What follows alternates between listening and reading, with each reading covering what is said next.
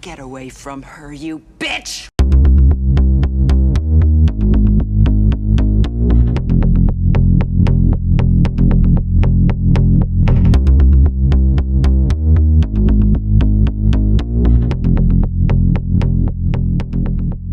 Hello, everybody. Welcome back to X versus Z. I'm Chris. I'm Morgan. I'm X. I'm Z. And in this episode 21, we're doing the sequel to Alien, 1986 Aliens, directed by, I was going to say Kirk Cameron, but James Cameron. James Cameron. Thank you. Morgan, this is a different movie. What are your overall thoughts on this one? Overall, I like this movie. I think it does what a good sequel is supposed to do, where it takes what happened before, or what happened in the first movie, builds on it, makes it bigger, makes it better, gives more context and depth to the characters, and just lets them grow and evolve even more. Yeah, it does. This is an action thriller. It's a little different from the first movie. Still has its scare. It's still scary. Great action, great intensity, and it has the Cameron vibe to it, which is really well written characters, a more immersive kind of world building in the aliens world, so to speak. Every part of this just feels like they really went in with the oppressiveness of the company, because even the toys of the kids in this in the space colony we see in this were from Weyland-Yutani. Yeah, so Weyland-Yutani, that's a good way to start. It has a bigger presence in this movie, and it picks up 57 years later. Yeah, from the first movie. Ripley, at the end of the first one, she's like, with a little luck, in a couple of weeks, someone will find me. But it was 57 years of just her having bad luck, going through all the core systems, as they said in the movie, and just not being found. Drifting through, right? Yeah, it's like, ugh. So we get the company as represented by one of the new characters, Burke, who is like this slimy lawyer guy, played by Paul Reiser. Kind of tells Ripley what's happened in the 57 years she's been in cryostasis. And one of the things we find out is that, and we didn't know this in the first movie, is that she was a mom. Yeah, she had a daughter who, when she left, she was like 11 years old. And she died of old age 2 years before Ripley got thawed out, which that's very heartbreaking. It is heartbreaking, and we also get an idea more about the fact that the company are just dicks. Not just their motivations, but manipulating Ripley to get what they want out of her. So what do we know? What do we know about what's happened with the moon or the planet? What was it? LV-426. Ripley, we have to talk. They've lost contact with the colony on LV-426. No shit, you've lost contact with these colonists. Ripley has to know that, and they entice her with like giving her job back because they say she's at fault for blowing up the Nostromo with no good grounds to do so. But the fact that they are using her to go or to send her into the into the mouth of the enemy, or the home of the enemy now. The maw of the beast. The maw. You wake up every night, your sheets are soaking with sweat. I said no, and I mean it. That is in of itself a terrible thing. Yes. But I think the big thing with Ripley was, one, she wanted her job back because, what else is she really going to do with her time? And two, I think it was mostly, hey, we're not going there with a bunch of company mercs or grunts who are on the company's payroll. These are the colonial marines she's going with. They're going to either save the colonists or kill the xenomorphs. Okay, but still, the fact that they knew about the existence of the alien because of I don't think Ripley knew that the company knew. It might just be that she thought Ash specifically and like a couple other people knew and sent it. Sure, she might not have known this the entire fair, time. but the knowing the history of the company and what the Nostromo's true intention was to check out the signal of the alien in the first movie should kind of given her a clue to know that they don't have some kind of altruistic intent. You're going out there to destroy them, right? Not to study, not to bring back. That's the plan. You have my word on it. what did you think about Burke? I actually, my first watch through for it, I liked him. I thought, okay, he actually seems to care. He seems like a decent dude. And then it comes out that he is a company man and he's a piece of trash. And I think that was actually a really well done red herring of, okay, he's a decent guy. He's not awful. But then when it's revealed that he is awful, it's more fun that way, especially if it's your first time viewing. I've never, in any movie, I've always assumed, fair or not, maybe it's because I watch a lot of movies, and the trope of the corporate lawyer manipulating people always puts me on guard, and I'm like, okay, this is not a good sign. Okay, but if it's not, I would like you there as an advisor. And that's all. So joining them, we've got a new android named Bishop, played by Lance Henriksen. Who is another fun red herring, because they give him multiple opportunities to screw over Ripley and all the other survivors and everyone there. Because remember, Ash basically Ash did the same screws them over in the first movie. But he doesn't. Bishop is solid all the way through this movie, and I really liked him. And that's a nice little wrinkle and twist from Cameron.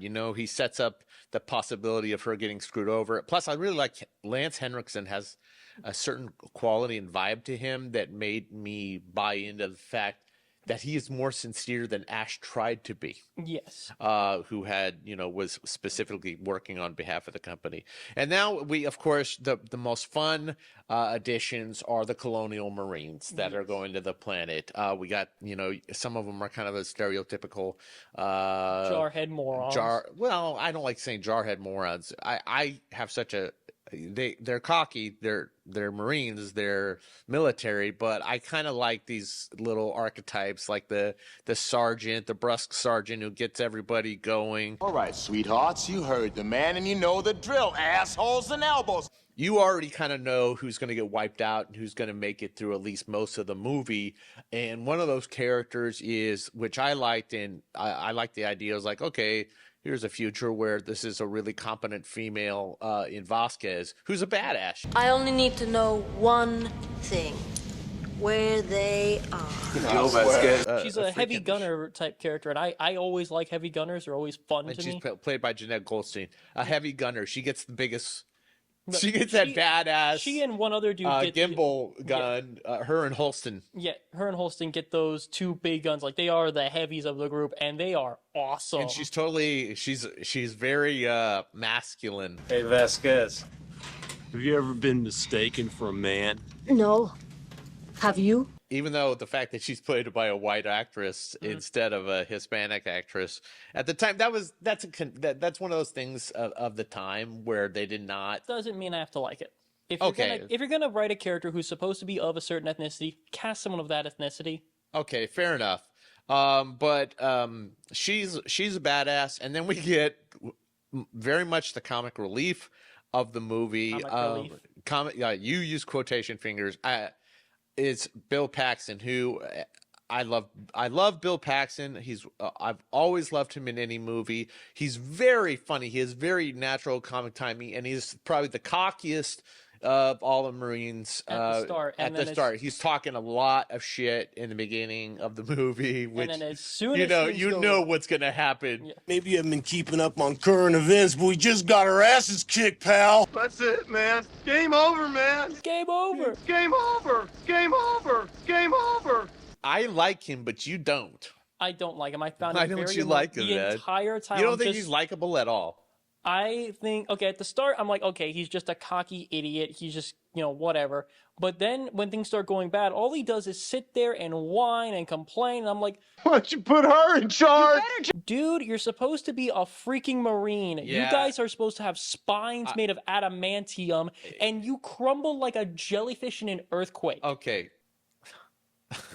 You're in the water, dude. Do you think jellyfish is gonna feel like that? Okay. If a jellyfish is on land, what does it do? And during an earthquake, what does it do when it's on land? Oh, God, I don't want to get into the science of jellyfish and earthquakes, but I get your point. And then we get Hicks, played by Michael Biehn. We're all in strung out shape. But stay frosty and alert. We can't afford to let one of those bastards in here. I think there's a tendency when in a lot of modern movies that when you have a female lead, a strong female lead, that they have to weaken Everybody else needs to be completely incompetent. and he's not. And that's something that I will agree with, is that in a lot of modern movies, they play it mostly for laughs of, oh, ha, ha, ha, this person's so incompetent. They don't. And plus, they always like write down the guy. They have to make the guy totally useless, and he's not. He's not every time, but there are enough times that it's annoying. And that's something that I like about this movie is Hicks is competent. He knows what he's doing, but he defers to Ridley because Ridley knows what the hell, or Ripley knows what is actually going on. She's dealt with the xenomorphs before. She has. And you know what? You would think that knowing as much as she knows about the xenomorphs, when they're about to go down the planet, you know, they're all prepared to kick ass. In any other situation, these guys would totally, you know, take care of business. Is this going to be a stand-up fight, sir, or another bug hunt? All we know is that there's still no contact with the colony and that a xenomorph may be involved. In any other situation, they would have been fine. They would have kicked ass. It's this specific one that screws them over. And I love it when they do that because it shows they're competent. They're just outclassed. Okay. We both agree. We're going to get into Ripley in a little bit. You know, obviously she's the heart of this movie, and the complexity of her character is more pronounced and she gets more to do. But this was a nitpick of ours, and I was thinking about saving for the nitpick section, but it's such a critical failure on the part of her character. She really does in the debriefing, right? She drops the ball so hard when it comes to her telling them, here's what you're up against. Instead of saying, okay, here's their abilities, here's what you need to watch out for, she says, okay, this is why we found the alien. And she doesn't even get through half of the story before people start interrupting. She just generally says they're badasses and you don't know what you're in for. Yeah. When what she should have said is, one, they're very durable. Hitting them with fire, it might scare them off, but it's not really going to hurt them. Two, they have acid for blood. Don't let them get close. Three, their tails are very sharp and very dangerous. They can camouflage really well. So yeah, they can easily hide in plain sight. I mean, this was a major plot point in the previous movie. And the other big thing is, if you see the eggs, do not get close. Torch them from a distance.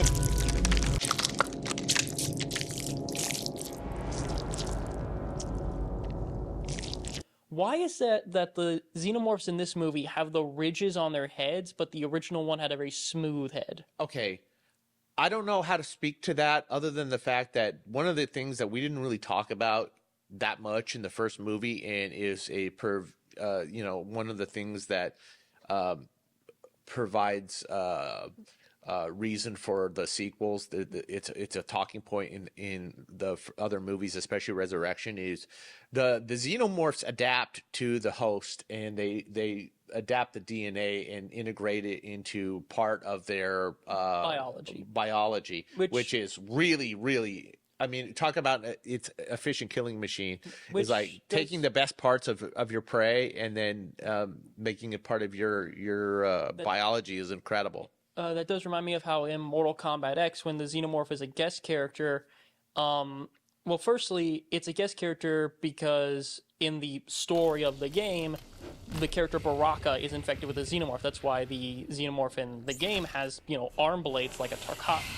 Or in one of their windscreens, they take their, the person they beat, put them in a hive, and when the xenomorph pops out of their chest, sometimes it'll have something cool, like, green skin from Reptile or 4 arms from Goro. I don't know what the fuck you just said, little kid, but you special, man.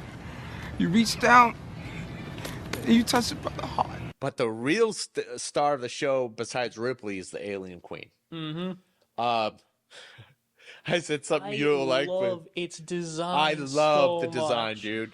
It's very different design. Apparently, it's a ginormous puppet. It's like 14 feet. The other aliens are all like people in suits, right? Yeah, they're a little, like, xenomorphs in general are a little taller than regular people, but the queen is just so massive, just intimidating in terms of presence. Like, the thing about the xenomorph queen that I like is, if you were in like a haunted house and you saw that that would stop me dead in my tracks of just, that is so huge and Actually, terrifying. that somebody should do that. I wish they would do a horror movie, like a horror Give me an haunted Aliens house haunted where house. it's like, oh, dude, wouldn't that be awesome if they just did like, there's like a we live in San Antonio area. We live in Helotes, but now everybody's gonna stalk us and kill us first. But there's this every year. There's this thing called the 13th floor in San Antonio. That would be dope if they just made it an entire the planet LV 4086, and you had to escape. That would be fun. that would be freaking awesome. But about the design of the alien queen with the crown and all that stuff, and the propped up legs and all that stuff. The whole sack that is like amniotic sac or whatever, and it's insanely gross. I know you're like choking on your puke, but disgusting. like watching it excrete the eggs, like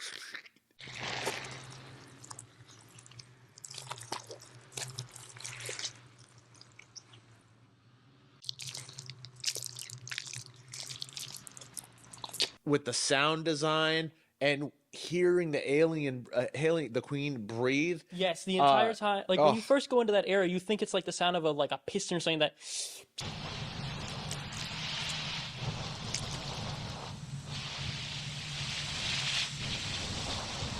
Yeah, like there's some kind of factory like releasing steam or something. But then you see it and you realize that I think the sound design actually changes just a tiny bit to go from a high pitch instead to a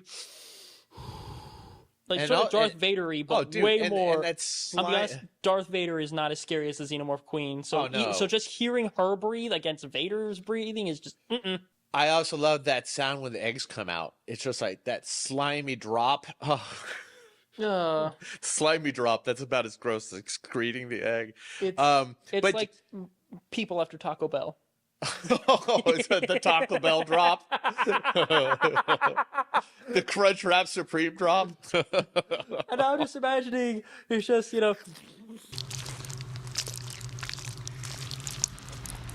no, and as it hits the ground, just that bell. That plop drop. Listen, the alien designs are awesome. It's all practical effects, which I love. Apparently, it was designed by Stan Winston, the Queen. But it's also part of the overall the expansion and understanding of the aliens is part of the overall better improvement in the special effects area that Cameron is really, really, really good at. I love how he can build worlds, and he does that obviously through sound design and other ways. Overall improvement, and it did what sequels are supposed to do, which makes it bigger and better. He uses miniatures with the ships. He uses matte paintings to show the colony, expand the breadth of the colony.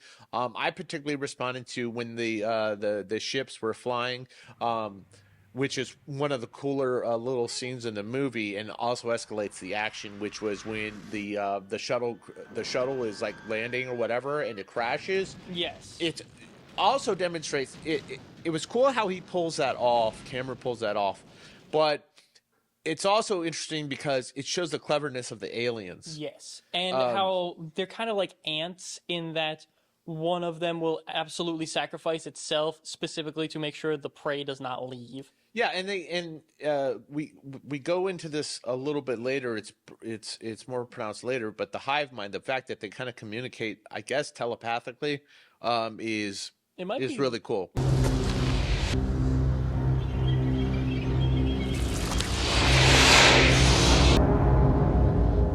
Yes. He's great at pacing. He's always putting the characters, adding little plot devices or twists that move the action forward. So, okay, he takes away their ability to escape, but takes away most of their ammo too. Okay, let's talk about that for a second. They're going into seeing the hive for the first time, and they have the realization, or Ripley does, that they're right near the reactors. So what? Look, this whole station is basically a big fusion reactor, right? So you're talking about a thermonuclear explosion and adios muchachos. Oh, great.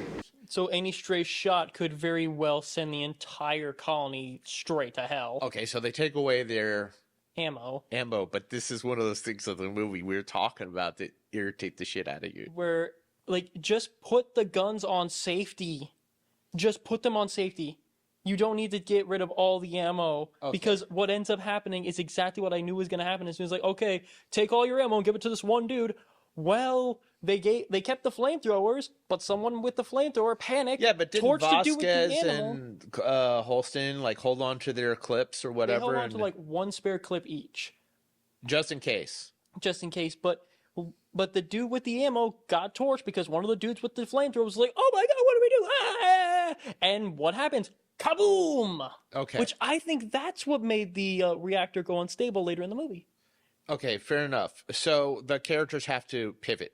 And that happens several times in this movie. It happens when they destroy the shuttle. It happens when they take away their ammo. And then they have to get into problem-solving mode. And so when they're held up, there's a really cool scenario that helps build the intensity and the action. The thing when they're assessing like what firearms they have left over, yes. When Hicks and Ripley are talking about, okay, what do we got to work with here? And they have those big heavy artillery. I love all the guns in this movie, by the way. I love the design of them too. Very futuristic, but still simple enough that you can recognize, okay, that's a rifle, that's a pistol, etc. Yeah, but it's like a testosterone fueled add-ons, and I love that shit. But the turrets, you brought up a really good point when we were kind of like discussing some of the things, and it went past me, but it's a great moment in that movie. They set up the turrets because in the hallways where they know the aliens are coming in from. So they block out a lot of the other entrances. So they basically have a bottleneck, which it reminds me of I can't remember the exact game, but there is a game where you can set up automatic turrets. Nothing is scarier in a video game than being able to see, okay, I set up these defenses, the turrets are running out of ammo, the enemies are still freaking coming. Okay, this is bad. It's a great moment, and then there's another moment that is one of the better scenes of the movie that kind of add wrinkles into everything. And don't forget, listen, folks, we're gonna get to Ripley in just a minute, and Newt. We didn't forget about them, but the face hugger scene. We see the face huggers in the little containment thingies. By the way, if you haven't seen this movie, we're spoiling the shit out of it. Well, but it's a great sequence because it brings us back to Burke and his nefarious designs and what his true plans are, right? Yeah, he is planning on getting a xenomorph off planet, and while everyone else is in stasis, he's going to sabotage the pods, and they'll all die except for the one person who's also in cryostasis with the xenomorph embryo, because he wants like the finding fee or rights or something, like some property rights, something like that, for the weapons division of Weyland-Yutani. So he unlocks the face huggers, the containment field, or the containment lock. Yeah. And then that's like the whole. I actually like the face huggers in this movie better because they're not just there to creep people out, but they're actually in attack mode. They move like spiders, and I hate it. Okay, and the sound is like it's like when my dog is running through the hallway and wants to go outside, and you're I mean, just the insectoid sound. What you're talking about is the little nails of a dog on tile. That's adorable. What I'm hearing is like the creaking and the groaning of like if you get a super sensitive microphone near a spider as it's crawling around. Who's holding microphones to spiders? Sound designers. Okay, they're really. Do you really think a spider's going to make that big of sense? It's going to suddenly, if you're going to get really good audio equipment, it's going to go club, club, club. Everything in the world makes a sound. The quietest thing they found was a specific snail. I can't remember what it was, but they had the most powerful microphone in the world, and it was in a dead silent room, and they had that snail, and they couldn't hear anything. I think the sound designers, though, are not necessarily going to spiders, but trying to emulate. But anyways, listen. It works perfectly, though. It works perfectly. It's a great scene when they're trying to first they go onto Bishop's face. Doesn't work because he's an android, and then they try to get Ripley and Newt.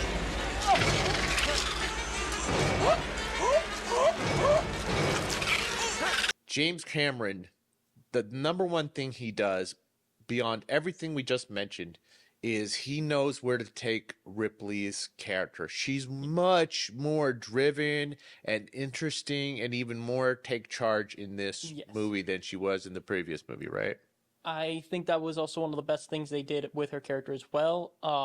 She takes nobody's bullshit. The moment she's brought in, it's like, hey, or even at the very start where she's talking to a bunch of lawyers and stuff, this is exactly what happened. She speaks truth to power. She calls him out on it. Thank you. That will be all. God damn it! That's not all. Because if one of those things gets down here, then that will be all. Then all this bullshit that you think is so important, you can just kiss all that goodbye. When the shit starts going down when they get their first interactions with the aliens and they're getting wiped out, what's his face? Gorman.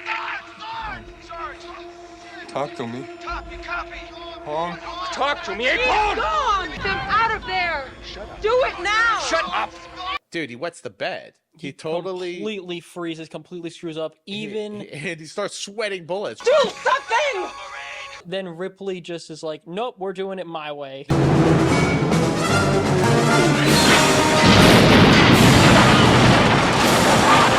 And saving the day, which I really like that dynamic between her and Hicks. We talked about it before, but one of the things I like about Hicks and I like about Ripley is that they can see each other for the asset that they are. I press this up. That's right. And get another one in quick. Slap it in hard.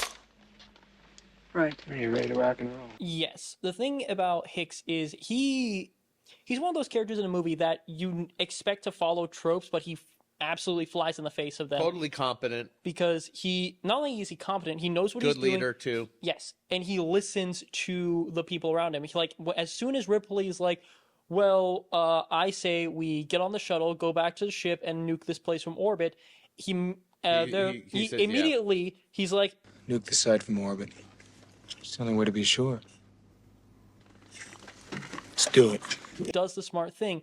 The problem is they're just outplayed by the xenomorphs because the xenomorphs get the shuttle, as we mentioned before. Okay, so we're also at the beginning of the movie when we're being brought up to speed on Ripley, there's some foreshadowing when they talk about the daughter being dead. You know, so obviously she was a mother. Her daughter was going to be turning 11 when all that shit went down. She gets a chance to be a mother when they find a stowaway survivor, Newt. Newt. Look at me. Where are they? They're dead. All right, can I go now? We really get a sense of another side of Ripley as a mom. I'm not gonna leave you, Newt. I mean that. That's a promise.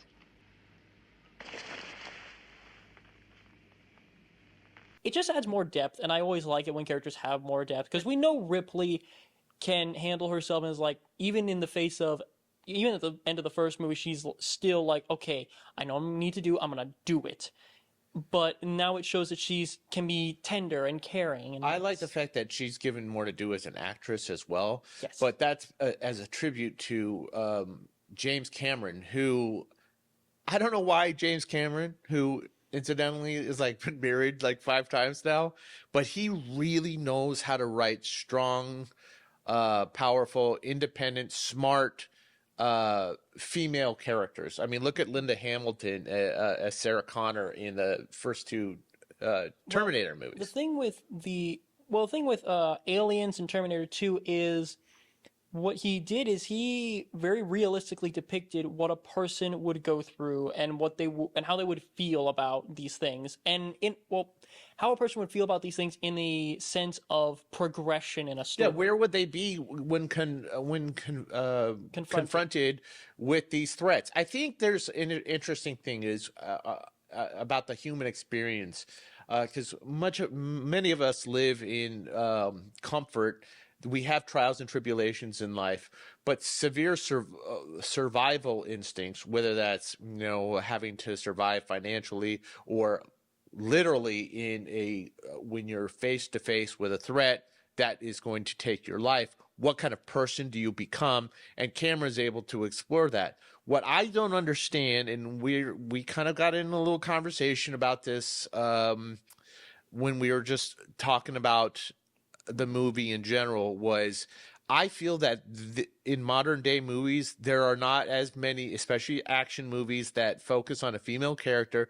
There are less properly well thought out, well written female characters than anything Cameron's done in his movies with the female leads in his movies. Well, from my perspective, well, I haven't seen every single one of these movies, but the problem is a lot of movies that even have just a female lead, they're not given the chance to even stand on their own 2 feet. As soon as it's shown, oh, a woman's in the leading role, immediately you have hundreds of videos online and dozens of articles saying, oh, it's woke, so it's going to be bad. Okay.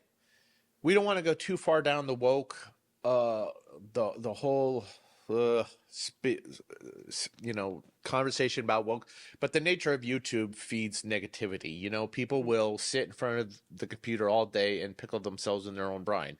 However, that's not to say that there isn't some valid points about the use of certain diversity casting.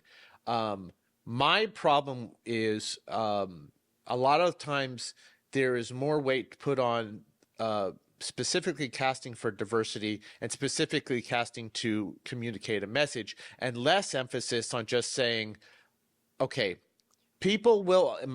What I'm positing is that the argument for wokeness won't be there if it's a properly written character. Specifically, let's just, as a contrast, Rey from the Star Wars sequels. The thing with terribly written female protagonist. Okay, the thing is that what you are saying would be the case if the people using the woke argument were intellectually honest. People who are intellectually honest don't have the criticism of, oh, it's woke. They will just say this is a poorly written character. Like, the thing is, the Star Wars sequels are just bad in a general sense because they went in without a plan. They basically had to spend a movie and a half just undoing what happened in the second movie. Okay, but they never set up Rey or Daisy Ridley. They didn't have the chance to. No, but I understand that. Overall, those movies are just bad in a general sense, but there's also a lack of understanding of what makes a good character arc, and that's part of why these movies are bad, because they didn't go in with a full-on plan. If they went in with a plan, we would be having a much different conversation.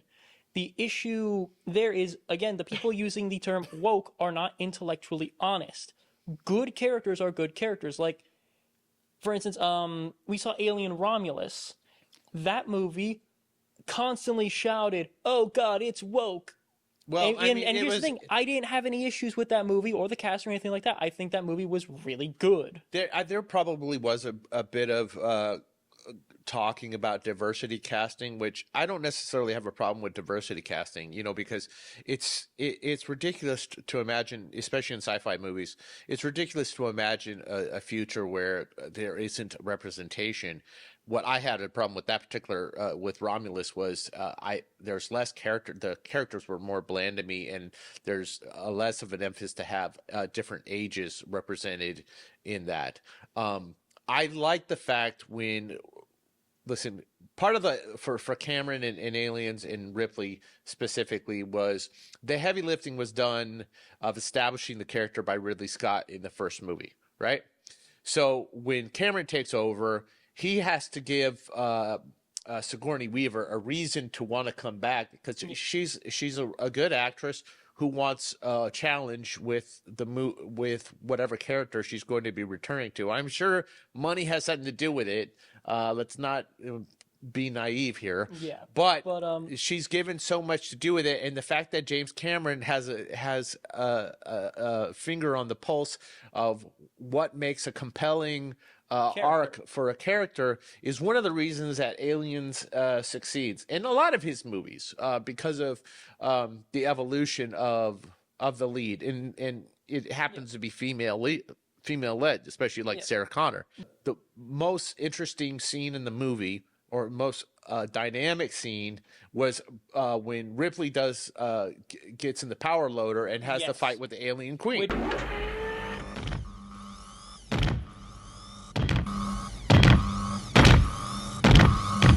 Get away from her, you bitch! To me, that's the best way to deal with monster movies and stuff like that is, as much as fun as it is to be like, oh yes, we escaped the monster. Good foreshadowing, by the way, in the beginning when they have her move stuff. But one thing I love is when they just say, okay, you know what? No, we're going to have this person pick up a weapon and actually fight. But with Ripley, it kind of turns into a game of Rock'em Sock'em Robots. Come on!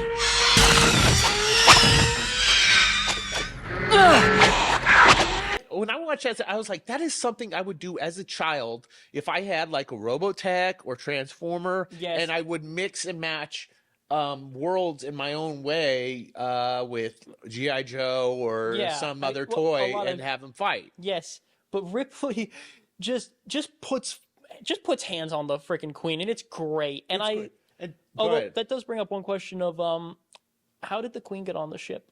She was on the shuttle. How did she get on the shuttle? Because when Bishop comes around, I don't know, and that is definitely a nitpick. That's how she went, and she's huge. How did she go undetected? I don't know if she grafted herself. I mean, she could have blended into the machinery and chameleoned herself. But when did she have the time to get on there? Dude, I don't know, but I was more focused on the fact that this giant 14-foot puppet or 15-foot puppet articulated. I mean, in the moment I'm present with where I'm the 8-year-old, 9-year-old kid playing with my toys, watching a robot or exoskeleton, whatever you want to call it, the power crap loader, out of a giant alien monster. Handle this alien monster. I was like, this is amazing. I'm loving this. I'm not thinking about how the alien got on there. I will say this when I say nitpicks.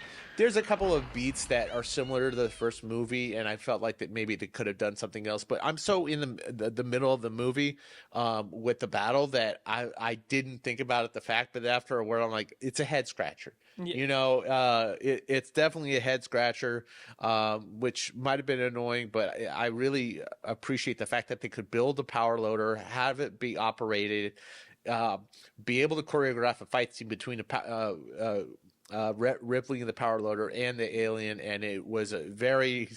By the way, she takes out the alien in the same way she did the first movie, essentially, where she launches that piece of crap into space, and I loved it. The only thing that I'm kind of okay, again, minor nitpick, but the by the way, a really nice save from Bishop. With Newt on where even though he's torn in half, that's why I said he's solid all the way through. Bishop is awesome. Shows up when he eventually shows up with the escape jet, and then the guy gets ripped in freaking half, dude. Yes. It's a great shot. That's also a fatality in Mortal Kombat X. Oh, getting shredded, like ripped limb to... Yeah, where the queen will like stab its tail through, pull back, and then... go ahead. The one thing that I'm like, okay, how does Ripley hang on? I know she like links her arm and is like holding on for dear life, but the power loader's got to be at least a ton. The Xenomorph Queen's got to be pretty freaking heavy too. And those two things combined with the vacuum of space pulling down on one person, I'm sorry, what's his name? Eddie Hall, I think, is currently the strongest man alive. And even he would probably lose his grip if he had like upwards of 2 tons pulling on him. Nobody can. Yeah, but then it's suspension of disbelief. I know. It's suspension of disbelief. It's just we're in the moment. It's a fantastic finale. It's a fantastic finale. It's a deeply satisfying movie. It's equal to the first. I would say it's probably better, but I generally love this movie. As I get older, Morgan, there's a lot of movies I love and like, and I know that are rewatchable. But there's some that I know I'm probably going to watch less and less. This is not one of them. I can see myself. This is an owner. Yeah, if you were to buy physical media, and I've been purging my physical media, and we're going to have a conversation about that at some point, which I have some regrets about. One of the things that I will say, Aliens in general is a fantastic movie. It is looks great on Blu-ray. Yeah, it looks great on Blu-ray as just a standalone film. It's fun. As a sequel, it's even better. It also inspired so many great video arcade games. I love the Bug Hunt video games. And I think they had some really good sequels too. I don't think they're as good as this one. Yeah. Actually, Romulus was pretty good. Yes. I think But Romulus was, and I liked Resurrection. I didn't like the third one though. Well, I will say Romulus was more of was more back to the original Alien than Aliens, because Aliens is an action horror movie. Alien is straight up horror, and that's what Romulus was. Okay, but we're probably not going to be covering those movies anytime soon. Yeah, no, there's a there was like a TV show, 2 sequels, 2 prequels. That's 5 things, and that TV show. How many episodes of the TV show? Yeah, but I think this is of the highest art. This Yes, and the first one it is. Are the zenith of the franchise. The zenith of the xenomorph. The zenith of the xenomorph. Ugh. But the thing I overall arching theme of these movies, which is the presence of Weyland-Yutani and the motivations of a super corporation, is that trying to weaponize these xenomorphs, and they still try to do it in the later movies, which you should watch Resurrection. That's a polarizing movie, but I think it's a really good movie. But it talks about trying to control that which cannot be controlled, Which is classic monster movie stuff. It goes all the way back to Frankenstein. Oh yeah, and you know what? It's great that you bring that up. We did Young Frankenstein, which, by the way, watch Young Frankenstein. It's a really good review. It's one of my favorites that we've done. But we after that, we were talking about Frankenstein in general, and I just finished the book because you had read it yourself, and that's like the idea of somewhat trying to be God when we probably shouldn't be thinking about just because we can do something doesn't mean we should. Yeah, there's a responsibility that comes with creating, especially life, that a lot of scientists, people, and movies don't follow. They don't, which is a good transition into teasing our next movie down the pike, which we're not going to give away, but it kind of falls in line with this. Yeah, and I've never seen it before. Which I made me want to slap you when you told me this. Yeah. And it's also our first Spielberg movie. If you can't, see if you can put the puzzle pieces together. There's also a lawyer who gets his in that, and I like it. I like that. Guys, thank you so much for joining us for episode 21 of Aliens. Yes, thank you so much. Please like, comment, subscribe, and in the comments down below, tell us what sequel do you think did as good a job as Aliens? As good a job as Aliens. Like which evolved the characters, which expanded the universe, which just made everything bigger and better. Yeah, thanks a lot, guys. We'll see you next time on X vs. Z. Laters. Bye.